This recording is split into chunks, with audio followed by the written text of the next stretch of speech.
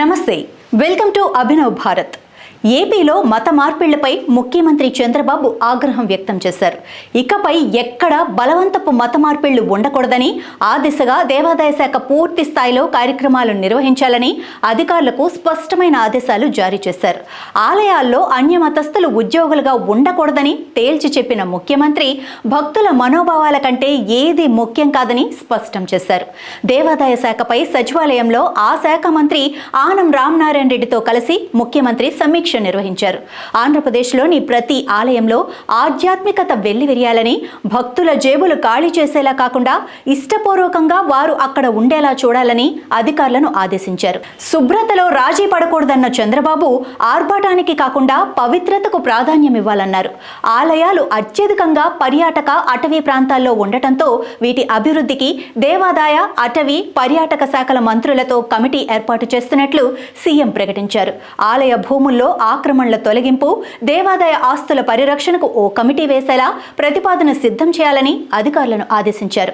ప్రసాదం, అన్నదానం అత్యంత నాణ్యతతో ఉండాలని, వీటి విషయంలో ఎక్కడైనా ఫిర్యాదులు వస్తే ఆలయ అధికారులే బాధ్యులవుతారని చెప్పారు. ప్రధాన ఆలయాల్లో ఎంతమంది భక్తులకైనా ప్రసాదం, అన్నదానం అందేలా చూడాలని చంద్రబాబు ఆదేశించారు. మొదటి విడతగా 61 ప్రధాన ఆలయాల్లో సేవలన్నీ ఆన్లైన్లో నగదు రహితంగా అందించాలని, ఆ తర్వాత మిగిలిన ఆలయాలకు కూడా అదే వర్తింపజేయాలని నిర్ణయించారు. గత ప్రభుత్వంలో రథాల దహనం, ఆలయాల ధ్వంసాల కేసులను దేవాదాయ మంత్రి పర్యవేక్షించాలని, నిందితులు ఎవరైనా సరే, ఎంతటి వారైనా సరే తప్పించుకోకుండా అందరికీ శిక్ష పడేలా చూడాలని ఆదేశించారు. 1110 ఆలయాలకు కొత్త పాలక వర్గాలను నియమించడంతో పాటు ఇకపై ప్రతి పాలక వర్గంలో 2 సభ్యులను పెంచాలన్న చంద్రబాబు ఇందుకు చట్ట సవరణకు ప్రతిపాదన సిద్ధం చేయాలన్నారు.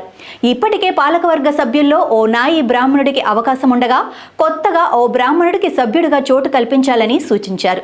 బ్రాహ్మణ కార్పొరేషన్, బ్రాహ్మణ కోఆపరేటివ్ క్రెడిట్ సొసైటీలను బలోపేతం చేయాలని, వీటికి కూడా కొత్త పాలక వర్గాల ఏర్పాటుకు ప్రతిపాదనలు సిద్ధం చేయాలని చంద్రబాబు ఆదేశించారు.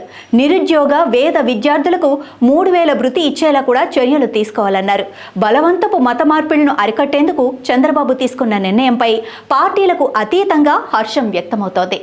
నాయకులారా, మీ పనితనం మీ అధినాయకులకు తెలియజేయాలనుకుంటున్నారు. ప్రజలారా, మీ సమస్యలను మీ నాయకులకు తెలియజేయాలనుకుంటున్నారు. ప్రజా సమస్యల పరిష్కార వేదిక మీ అభినవ్ భారత్.